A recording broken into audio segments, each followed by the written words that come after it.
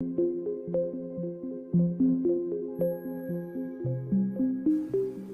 name is Michael Phillips, and I am a time traveller. I was born in 2043. At the age of 18, I joined the army, had a few years there, and then I was recruited into the SES, the 21st SES Regiment to be exact. We carried out a number of missions in countries that I'm not allowed to name because I've signed the Official Secrets Act. And from there, I was contacted by a government department that called themselves Section 18. They told me they were a reconnaissance unit. However, it turned out to be something quite different. So I was then transferred to MOD Boston Down, and there they took me into a hangar, and in that hangar I saw this 8-foot sized spheroid object.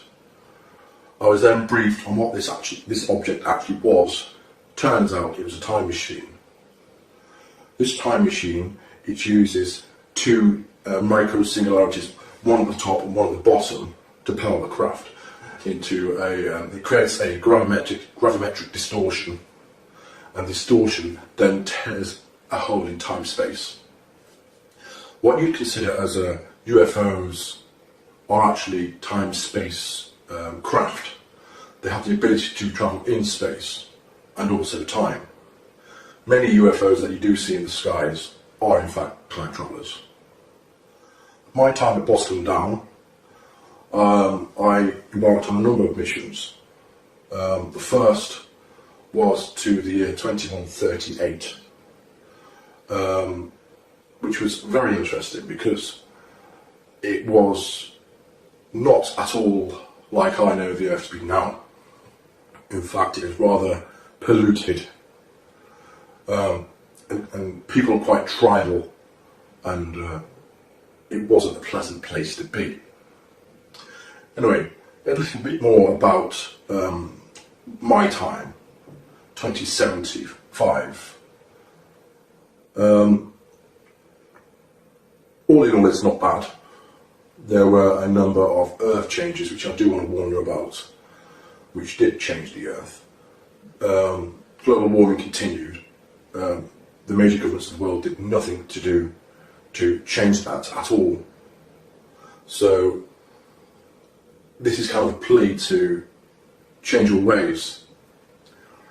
Another time traveller from, I think it was 2038, he came back. His name was Titor.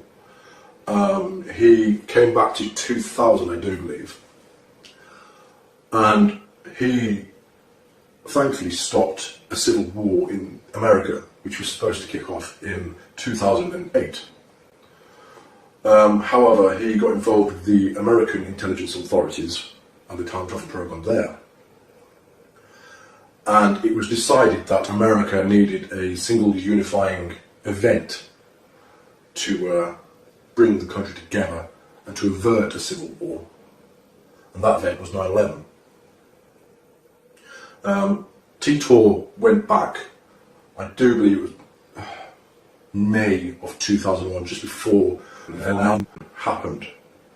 So that's what happened there, and he did change the timeline, so the civil war in 2008 didn't happen.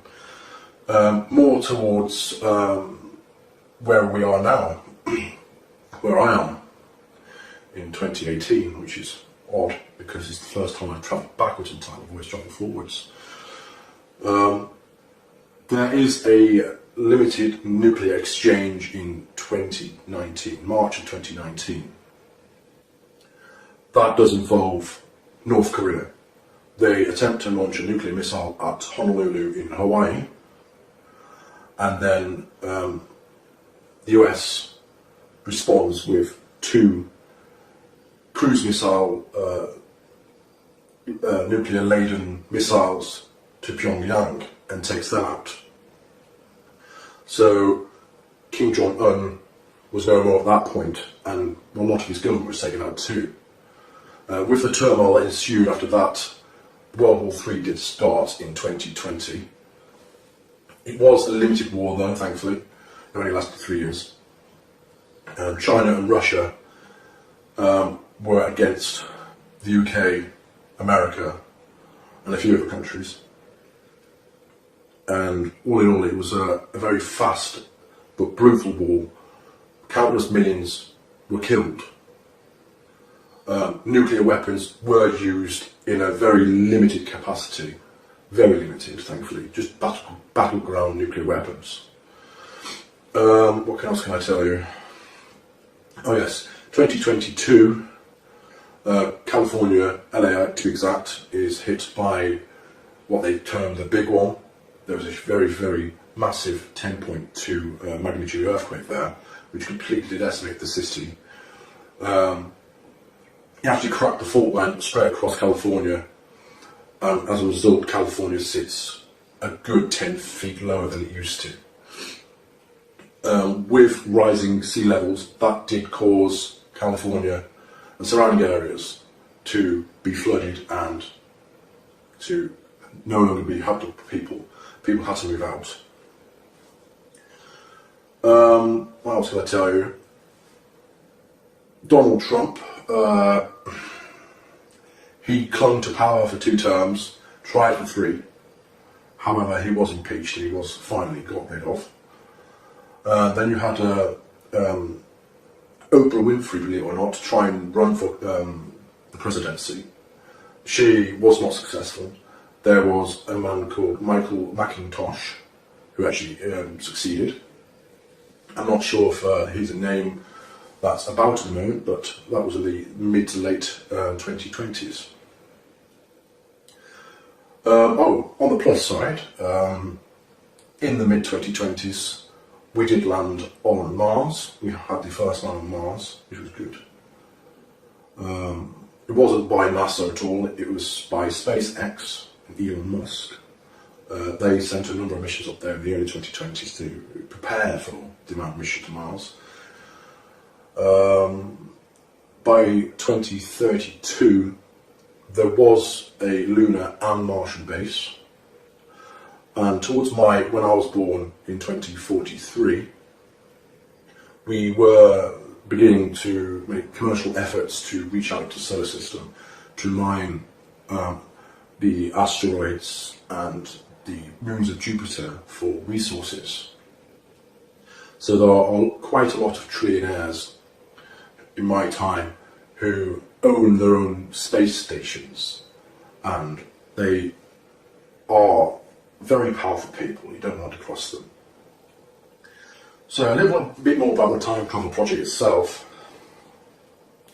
As you can imagine, in my time, when I was born in 2043, up until I joined the program in 2075, there was a lot of money about.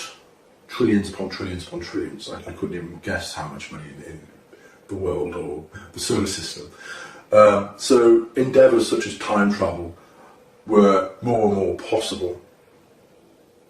I have travelled numerous times in the future, and I'll tell you about one time now.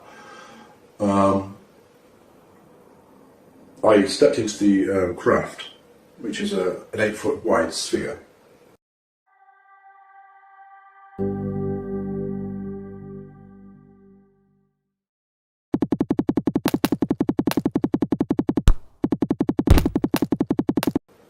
It uses 2 dual positive singularities, one at the top, one at the bottom, like I've said before, and it creates a distortion in the time-space via gravimetric forces. It is, how can I say, it utilises the singularities and forces the energy inwards for the time travel aspect. If you want to travel in space, you create a gravimetric wave outside of the sphere itself, and then you can ride on that wave and get to a location in space very, very quickly. In terms of one of the times I went forward in time, let me just try and pick up an interesting one. Yes, I went to the 2432.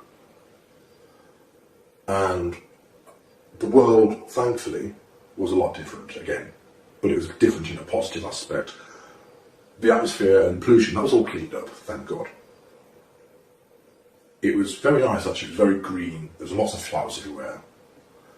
Everyone appeared to speak English, however I'm not sure if that was them speaking English or they had some kind of implant where they could understand English or speak in their language and you understood their language or what.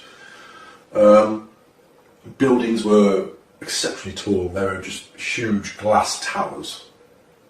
There were numerous cars which were flying and travelling in what I assume were highways in the sky.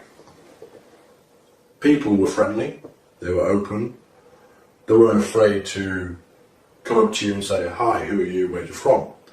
I think they were quite used to having time travellers because when I said I was from 2075, they didn't appear to be all that shocked. I certainly would have been shocked at the time if I would have known time travel was about. What can I say about time travel itself? Time travel itself, well, back in, I think it was 1947, the US government captured a time-space craft.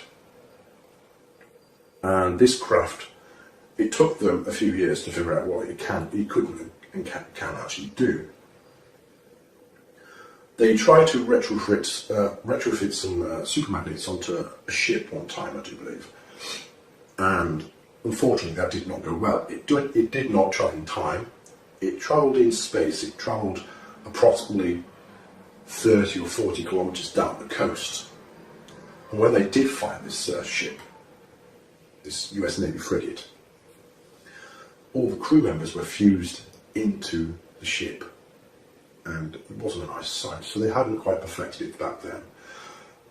Officially, time travel was invented and perfected in 1975. There were a number of operatives who went backwards in time mainly because they wished to try and change various historical events such as World War II. However, they were not successful whatsoever. In fact, a lot of their efforts were making the changes and making what happened a lot worse. So if you've got any questions about what I've seen in the future, I think that you'd be more interested in that. I'd be more than happy to do another video and say, right, this is what's happened. Thank you.